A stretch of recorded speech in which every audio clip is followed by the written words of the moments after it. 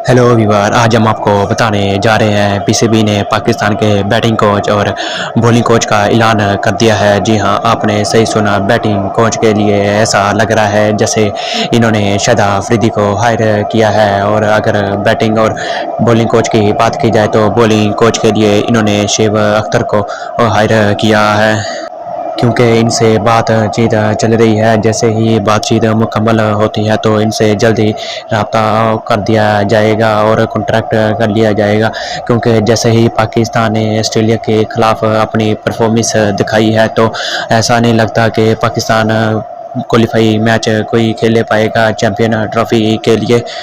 और दूसरी बात ये अब आपको बताते चले कि टेस्ट मैच के लिए बैटिंग कोच के लिए मिसबाह हक और यूनुस खान को रखने की तैयारी की जा रही है, क्योंकि यूनुस खान से बेहतर बॉल को टिप करने के लिए कोई भी ऐसा बैट्समैन नहीं है जो कि यूनुस खान की तरह खेलता हो। इसलिए यूनुस खान से भी रब्ता करने की कोशिश की जा रही है, क्योंकि अगर इनसे कॉन्ट्रैक्ट हो पाया तो कहते हैं उम्मीद है कि पाकिस्तान अच्छी परफॉर्मेंस कर पाएगा।